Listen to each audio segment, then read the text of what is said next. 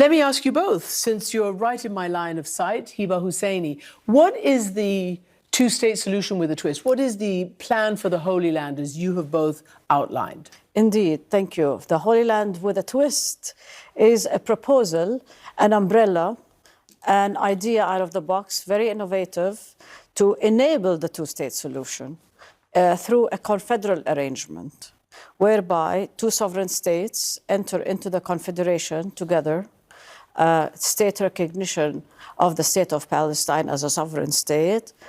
Israel and Palestine then enter into this confederal arrangement because the confederation provides this vehicle for the two to realize their strategic interests, maintain their presence on the land, and share their future together. So, Yossi Beilin, you've been, around the table where it happens.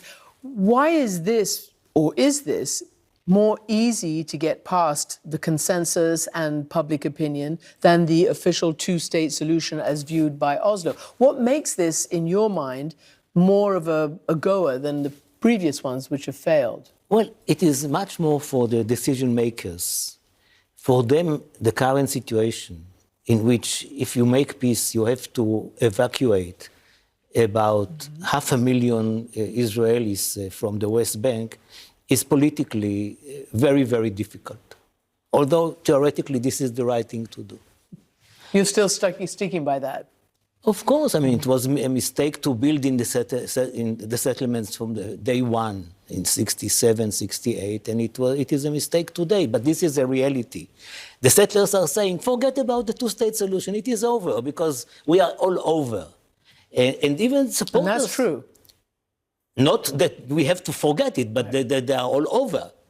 And we are saying, even if you are all over, we are suggesting that under the Confederation, the Israelis who will find themselves in the Palestinian future state, and it is about 200,000 Israelis, will have the right to choose between going back to the sovereign Israel and remaining wherever they are. Nobody will touch them.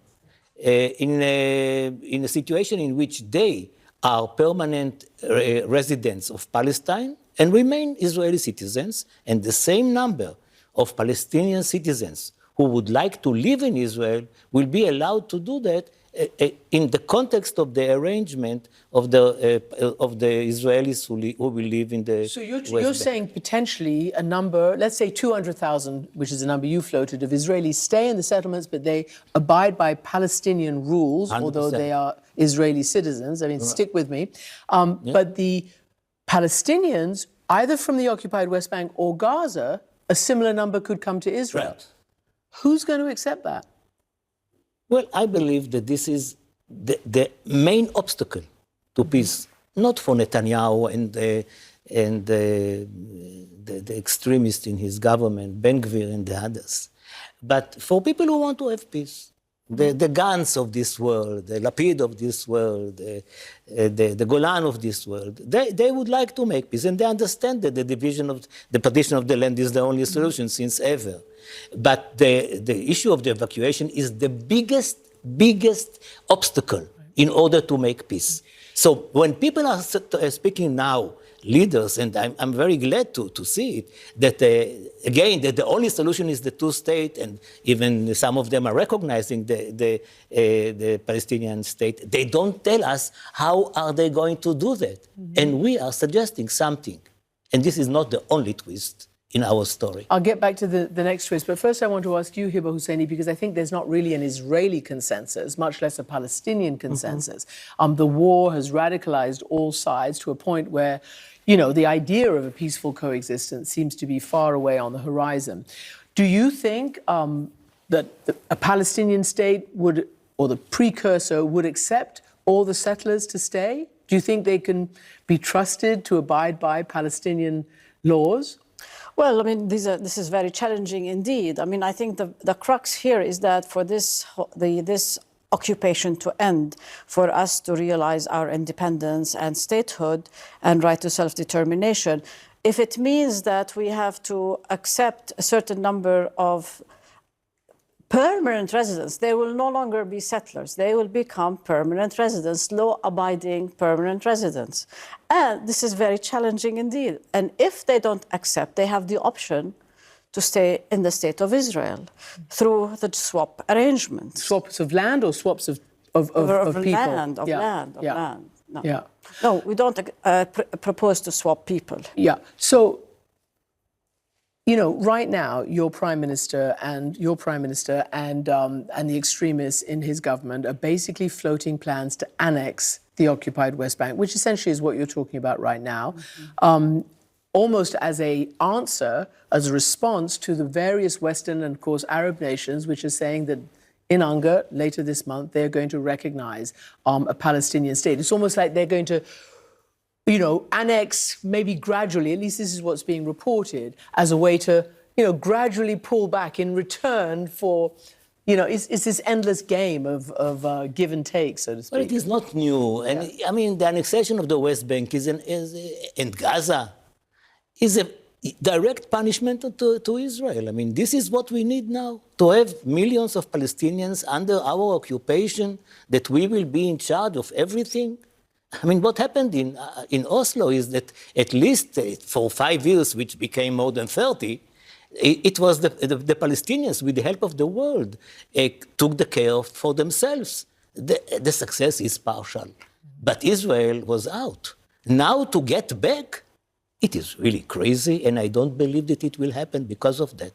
Do you believe that it could happen? I mean, do you believe these threats are real? Because we've been seeing ever since October 7th an increase in settler violence, aided and abetted in many instances by the Israeli police, the IDF, under the, you know, authority of the extreme ministers, Ben Gvir anyway. It's happening. I mean, there's gradual destruction and increasing incursion into the West Bank, the increasing expelling or fleeing of Palestinians from the West Bank. It's happening right now. Do you see it as a critical moment that, because Netanyahu said we're going to bury any idea of a Palestinian state? Indeed. I mean, that's the government of Israel's position, of course, and it's very extreme. I mean, remember, we have 3 million Palestinians in the West Bank. And indeed, we have around 50,000 Palestinians who have been expelled from the refugee camps in Jenin and Tulkarem, and they have been moved to the heart of the West Bank. And that's just in the last few months? Just the last few months, of course, and not to mention what's happening, as you correctly have pointed out, the Jordan Valley and the Bedouin community and the attack, onslaught on the natural resources, you know, so forth, and the shepherds and the olive trees and all of that. But I think annexation for Israel means annexation without people. And for... what do you mean? I mean that if they want to annex the West Bank, they would like to expel the Palestinians from the side to Jordan. So that is far-fetched. That is very unlikely to happen. Again, these are bargaining chips, bargaining positions. Okay, land may be swapped here and there. So the future will not stand to see that there will be full, total annexation of the West Bank. You say bargaining chips and all the rest of it, and these are, you know, it's the current sort of, everybody's talking about something and never quite sure what's going to happen. But according to the Israeli journalist Barak Ravid of Axios, a senior Emirati official has told him that the choice before Israel right now is annexation or integration, i.e. you saw last night that in a rare public statement, the UAE basically warned Israel of crossing a red line, that there'd be no, it would risk the Abraham Accords if it was actually to annex. The whole deal was that Israel will give up on annexation, and that there will be good relations, normal relations between Israel and some Arab states. If Israel now says forget about the issue of annexation, meaning we will annex now, it means that they will be free to forget about normalization. The Arab countries you're talking about, and most especially Saudi Arabia. This will be more than crazy if Israel goes for it. If you wouldn't mind we have me some saying, lunatics in our government. You have some what? Some lunatics in our government. They are a minority, thanks heaven. But they're powerful. In other words, the settlers are running the government. They're not running the government, but of course they are having power much more than their formal power in the Knesset. And since Netanyahu did a huge mistake, if I can call it a mistake, to invite them to his cabinet after promising on TV that he will never put people like Ben-Gvir in the cabinet. I know, but it's done, and look what they're doing. Yeah, but it will not get to the crazy situation in which we are going to annex the West Bank, give up on any normalization. But could it bury a two-state solution? This cannot prevent a two-state solution. The two-state solution eventually will be a reality, because if we don't have a two-state solution, we will not have Israel as a Jewish and democratic state, and the Palestinians will not have the right, the way to fulfill the right for self-determination. Both of us cannot give up on a two-state solution. Yossi Beilin, your partner in this, calls members of the government lunatics, and they have been described as such by other people as well. Do you believe you have your own lunatics in the Palestinian political consensus, most certainly in Hamas, in Gaza, and those who apparently can't seem to push the political ball along in the recognized Palestinian Authority? Well, lunacy is one tough word. I mean, obstructionist. Obstructionist is probably the more accurate term in this respect. I mean, Hamas comes at it from a whole different perspective, you know, ideologically driven, disagreeing with the PLO on the entire Oslo process way back then in 1993, 92, 93.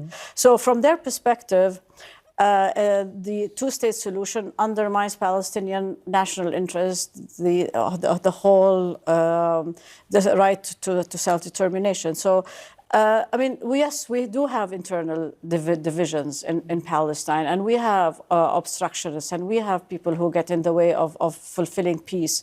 But I think the dynamics are changing now. Things are changing. The Gaza war is so horrific. And the powers of armed struggle are shifting and changing. Look, Netanyahu keeps saying that the idea is to destroy Hamas. The Arab states, in a very unprecedented joint statement, called for Hamas to disarm and give up any notion of power. That's never happened publicly before in that regard. It was just a month or so ago. Do you think that it will disarm and give up its aspirations to any kind of political or even military presence?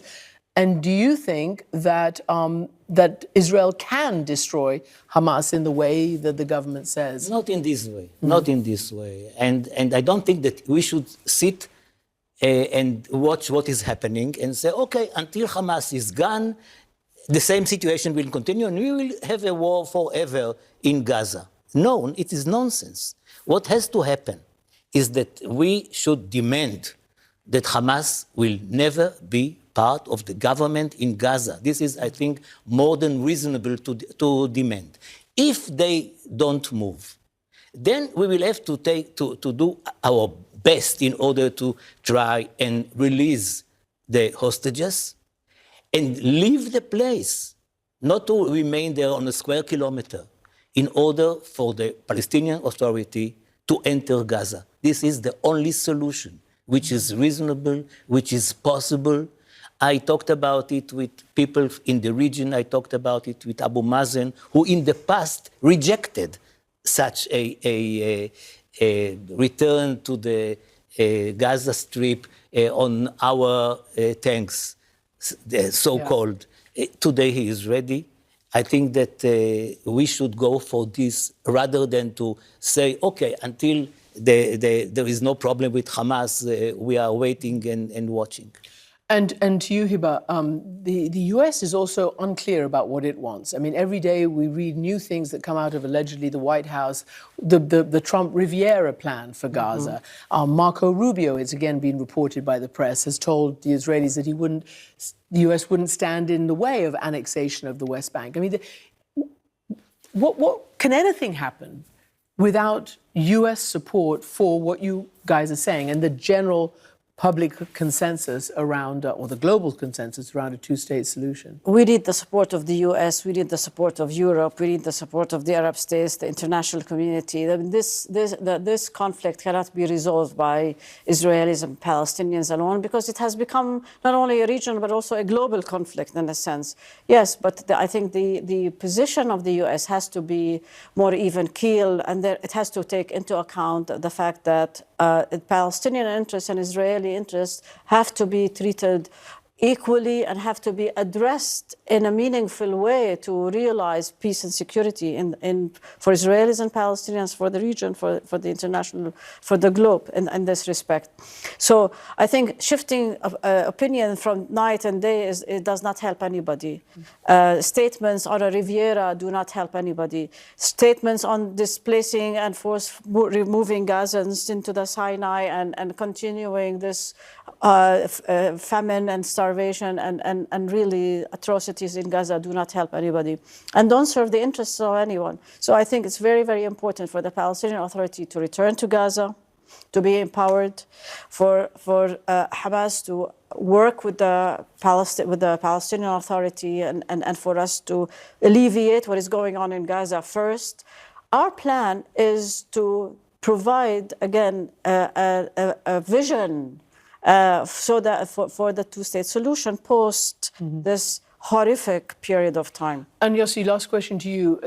It sounds, perfectly reasonable, but the U.S. has even denied Palestinian officials visas to go to the UN, in fact. The U.S. has denied it. Huge mistake. Well, it's unprecedented, I think, because usually anybody, even adversaries of the U.S., can go to the UN. So as Hiba says, all of this is not in the interest of the Palestinians, but is what the U.S. doing in the interest of America, of Israel as well? Because it's becoming a pariah and it's not being stopped or managed by the U.S. You have to be a genius in order to understand what President Trump wants.